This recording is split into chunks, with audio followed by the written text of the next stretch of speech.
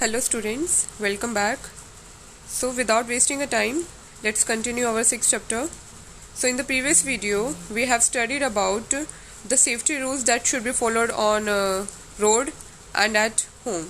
Okay, and today we will discuss about safety rules at school and the first aid and what should we do in the case of emergency. Okay, so let's start reading. It is very important to follow few simple safety rules at school. School में कुछ चीज़ों का इस ध्यान रखना बहुत ज़रूरी होता है. कुछ जो सेफ्टी रूल्स होते हैं, सिंपल सेफ्टी रूल्स होते हैं, उनका ध्यान रखना होता है. Do not carry blades to sharpen our pencils, we may accidentally cut our finger. हमें कभी भी अपने साथ ब्लेड नहीं रखना चाहिए. जैसे कई बार क्या होता है कि ना, पेंसिल को शार्प करने के लिए बच्चे जो है ब्लेड्स को लेकर आते हैं, या तो शार्पनर का जो ब्लेड होता है उसको अलग से निकाल लेते हैं, फिर उससे शार्प करते हैं पेंसिल को. तो ऐसे में फिंगर कट होने का चांसेस रहता है कि कई बार एक्सीडेंटली हमसे क्या हो जाता है कि वो अगर इधर उधर मूव हो गया, स्लिप हो गया, तो उससे एक्सीडेंट होने का चांस होता है. कैसे एक्सीडेंट? फिंगर कट होने का. ओके, सो कभी भी हमें ब्लेड्स कैरी नहीं करना चाहिए अपने साथ. Always walk in a queue and do not push each other, someone might fall down and get hurt. जब आप क्यू में चल रहे होते हैं, एक लाइन में जब चल रहे होते हो, तो हमें हमेशा ही लाइन में चलना चाहिए. क्यू होती है, जैसे लाइन में चलते हैं ना बच्चे, वैसे तो हमेशा क्यू में चलना चाहिए. और जब उस टाइम पे चल रहे हो ना क्यू में, तो कभी भी एक दूसरे को धक्का नहीं मारना चाहिए. अगर एक भी बच्चा गिरेगा तो उसके साथ साथ वो अपने साथ 2-4 बच्चों को और लेकर ही गिरेगा. ठीक है, और इससे वजह से क्या होगा, कई बच्चों को चोट लग सकती है. ठीक है, वो हर्ट हो सकते हैं. Never jump on the tables और डेस्क एंड चेयर, और कभी भी टेबल पे, डेस्क पे, चेयर पे, इन पे नहीं कूदना चाहिए, इन पे जंप नहीं करना चाहिए. इससे आप गिर सकते हो, आपको लग सकते हैं किसी शार्प चीज़ पे, कहीं आप जाके भिड़ सकते हो. ठीक है. Do not let our bag and water bottle lie about on the floor as someone may trip and fall. तो कभी भी हमें जो है, पहले तो यहाँ पर बेटा बैग की जगह बैग कर लो. ठीक है, हमें कभी भी बैग को और जो वाटर बोतल होती है उसको कभी भी फ्लोर पे नीचे नहीं रखना चाहिए. उससे क्या होगा, मान ली किसी ने नहीं देखा, वो सामने देख के चल रहा है, इसने नीचे नहीं देखा, तो उससे क्या हो सकता है, वो टकरा कर नीचे गिर सकता है.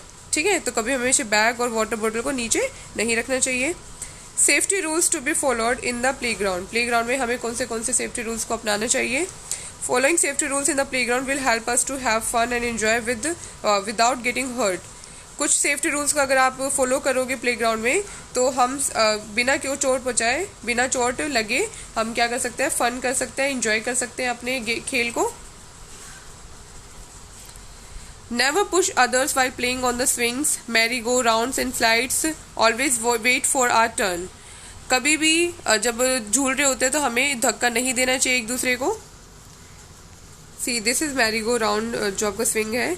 एक तो ये वाला स्विंग है आपका, ठीक है, ये वाला झूला हो गया. एक ये मैरी गो राउंड है, और इसके अलावा एक स्लाइड और होती है, ये स्लाइड वाला झूला है आपका. ठीक है, तो हमें कभी भी इन झूलों पे एक दूसरे को धक्का नहीं मारना चाहिए. हमेशा अपनी बारी आने का, अपनी टर्न आने का वेट करना चाहिए. Always follow the rules of the game and do not fight while playing. जब खेल रहे होते हो तो हमें कभी भी लड़ना नहीं चाहिए. जो रूल्स होते हैं उस गेम के जो भी नियम होते हैं उनका पालन करना चाहिए. ठीक है, एक दूसरे से लड़ाई नहीं करनी चाहिए. Never touch or try to pet strange animals as they may bite और स्क्रैच अस.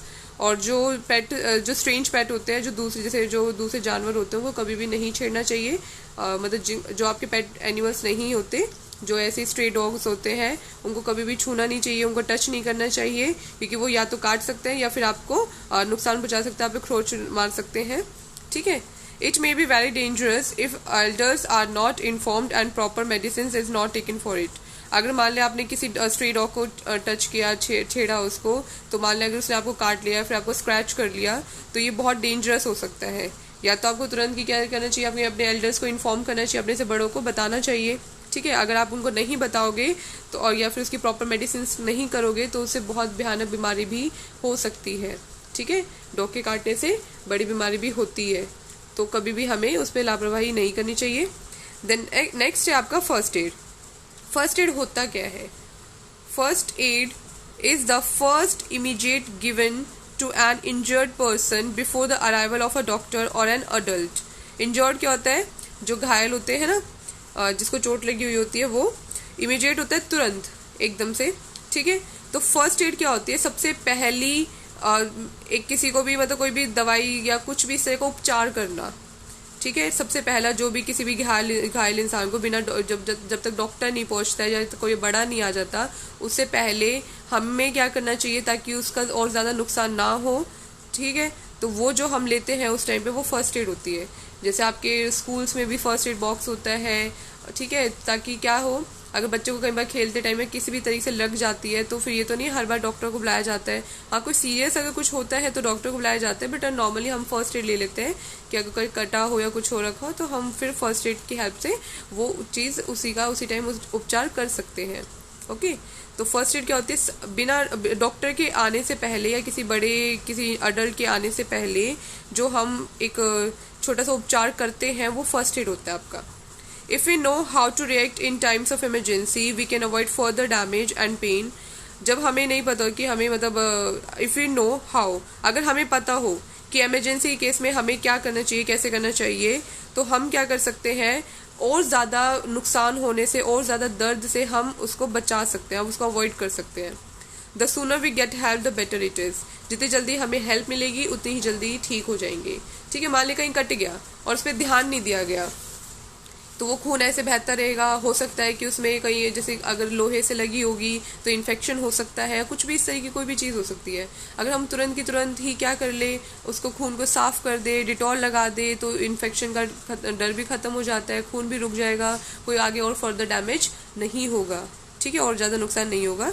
तो फर्स्ट एड इसलिए बहुत ज़रूरी होता है। सो फर्स्ट एड इन सम इमरजेंसी केसेस, अगर मान लो कुछ इमरजेंसी केसेस आपके घर में कई बार हो जाते हैं, स्कूल्स में हो जाते हैं, तो उस इमरजेंसी केस पे क्या फर्स्ट एड लेना चाहिए ये आपको पता होना चाहिए, तो वो हम पढ़ेंगे।